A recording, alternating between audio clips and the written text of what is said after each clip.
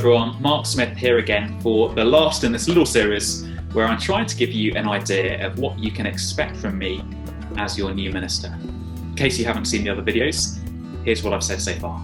You can expect me to make mistakes. You can expect me to work hard to make Sundays as good as possible. You can expect me to love you. You can expect me to get the Bible open with you. And you can expect me to encourage you and us as churches to be outward looking. So what else is there to say? Well, one more thing, which is that you can expect me to encourage you and all of us to be involved, to be serving, to be doing ministry. I'm very glad that you're calling me your minister and not your priest. That's not a term I'm comfortable with at all.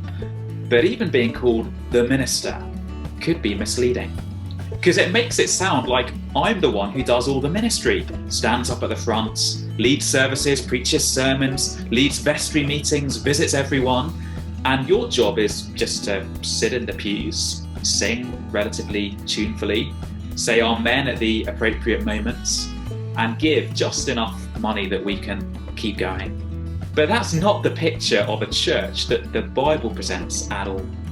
No, according to the Bible, and a verse in Ephesians in particular, which is a verse that I'll come back to again and again, my job is to pastor and to teach in such a way that all of you are equipped to serve and to do ministry. Now, that doesn't mean that you'll all need to give up your jobs, to give up farming and go and become a minister with a capital M. No, it'll look different for each of us.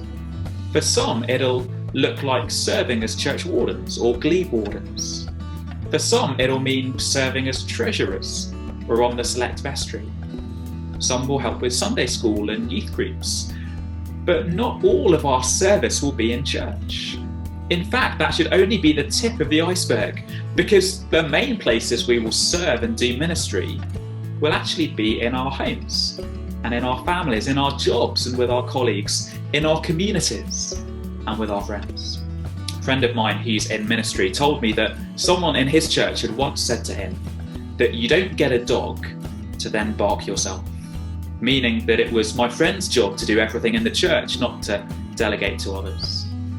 But it's not the job of the minister to bark, even if we do wear dog collars, but rather to do whatever it takes to get everyone in church barking.